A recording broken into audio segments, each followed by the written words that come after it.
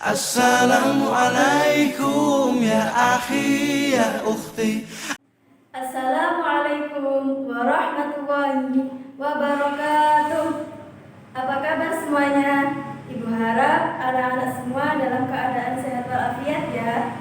Walaupun pembelajaran kita tidak bertatap muka secara langsung, tetapi kalian harus tetap semangat dalam belajar. Sebelum pembelajaran hari ini kita mulai, mari kita berdoa terlebih dahulu agar diberi kemudahan oleh Allah Subhanahu wa taala. Berdoa mulai. Bismillahirrahmanirrahim. Rabbi zidni ilma warzuqni fahma birahmatika ya arhamar rahimin. Amin. Sebelum belajar, kita bernyanyi dulu yuk. Kalian bisa simak video berikut ini. Al-Quran adalah pedoman kita, Al-Quran adalah penuntun kita, agar senantiasa di jalannya.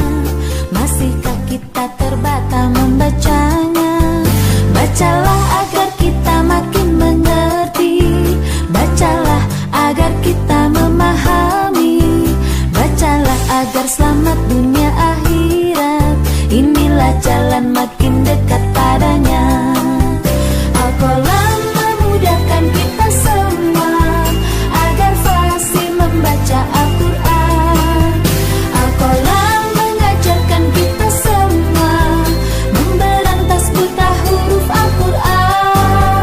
Al-Quran adalah pedoman kita, bacalah agar kita memahami.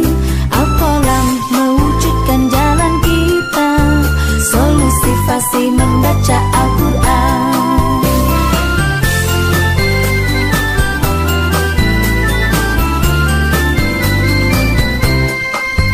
Al-Quran adalah pedoman kita, Al-Quran adalah penuntun kita, agar senantiasa di jalannya.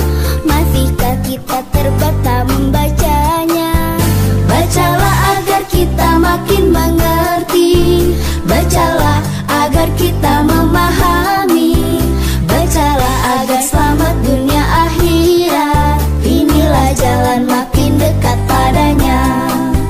Al-Qalam memudahkan kita semua agar fasih membaca Al-Quran. Al-Qalam mengajarkan kita semua memberantas buta huruf Al-Quran.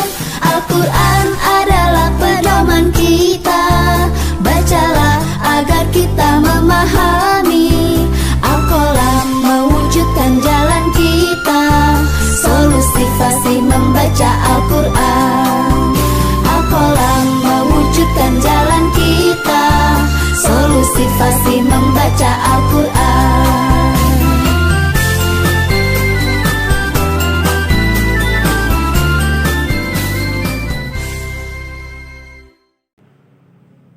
Hari ini kita akan belajar tentang Al-Quran dan hadis sebagai pedoman hidup manusia.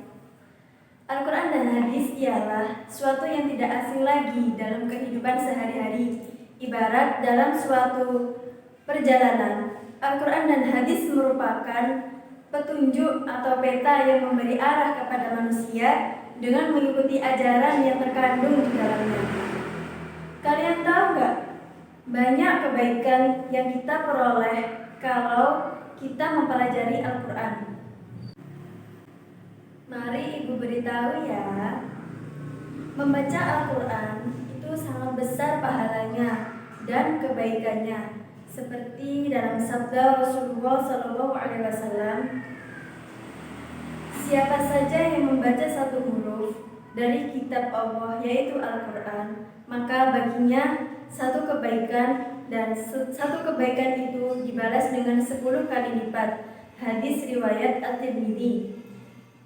Kemudian yang kedua yaitu kebaikan bagi siapa saja yang mengajarkannya. Rasulullah SAW bersabda, sebaik-baik kalian adalah siapa yang mempelajari Al-Quran dan mengajarkannya kepada orang lain. Oke anak-anak, sekarang kita masuk ke materi yang pertama ya. Materi yang pertama yaitu pengertian Al-Quran dan hadis. Apa sih Al-Quran itu?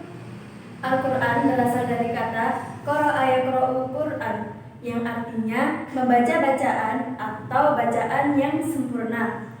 Menurut istilah, Al-Quran adalah wahyu Allah yang diturunkan kepada Nabi Muhammad SAW secara berangsur-angsur melalui malaikat Jibril, dan yang membacanya dapat dinilai sebagai ibadah. Selain Al-Quran, pedoman hidup manusia yaitu hadis Nabi. Dengan mengikuti hadis Nabi, itulah suatu bentuk kecintaan kita kepada Allah Subhanahu wa taala yang dijelaskan dalam firman Allah surat Ali Imran ayat 31. Sekarang kita baca bersama-sama yuk suratnya. Bismillahirrahmanirrahim. Qul in kuntum tuhibbunallaha fattabi'uni yuhibbukumullah wa yaghfir lakum dzunubakum wallahu ghafurur rahim. Yang artinya, katakanlah jika kamu benar-benar mencintai Allah, ikutilah aku, niscaya Allah mengasihi dan mengampuni dosa-dosamu. Allah Maha Pengampun lagi Maha Penyayang. Selanjutnya, pengertian hadis. Hadis berasal dari kata hadatsa yang artinya baru, cerita, peristiwa, dan perbuatan. Menurut istilah, hadis adalah segala sikap, perbuatan, perkataan, atau penetapan yang dilakukan oleh Nabi Muhammad SAW. Bagaimana anak-anak? Sampai sini sudah paham ya pengertian dari Al-Quran dan hadis? Sekarang kita lanjut ke materi selanjutnya, yaitu fungsi Al-Quran dan hadis. Yang pertama yaitu fungsi Al-Quran. Fungsi Al-Quran yang pertama yaitu sebagai sumber ajaran atau hukum Islam yang utama. Mengapa demikian? Karena dalam Al-Quran banyak sekali memuat tentang hukum Islam. Salah satu contohnya yaitu mengenai makanan halal dan haram yang dijelaskan dalam surat Al-Maidah ayat 88. Fungsi yang kedua sebagai sumber ilmu pengetahuan, contohnya tentang kelahiran manusia dan pemanfaatan alam semesta. Kemudian fungsi yang ketiga yaitu sebagai penyempurna kitab sebelumnya, seperti kitab Taurat, Zabur, dan Injil. Kemudian fungsi dari hadis. Fungsi dari hadis yang pertama yaitu menetapkan hukum Islam yang belum ada di dalam Al-Quran. Contohnya, dalam hadis riwayat Bukhari dijelaskan bahwa seorang laki-laki dilarang menikahi saudara perempuan istrinya.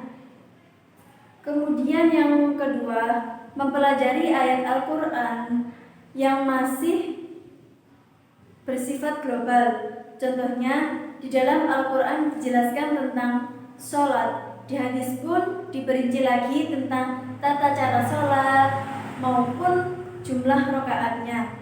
Kemudian fungsi yang ketiga yaitu memperkuat ayat yang sudah ada di dalam Al-Quran. Contohnya, di dalam Al-Quran berbunyi, barang siapa kalian lihat bulan, maka berpuasalah. Di hadis pun diperjelas dengan berpuasalah kalian ketika melihat bulan dan berbukalah jika kalian melihatnya.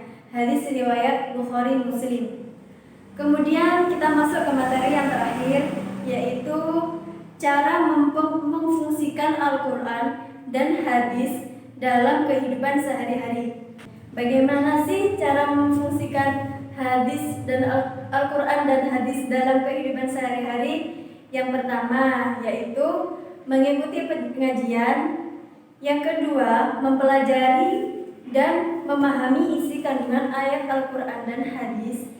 Yang ketiga, berperilaku sesuai ketentuan Al-Quran dan hadis. Yang keempat, selalu membaca Al-Quran sebelum dan sesudah melakukan sholat wajib.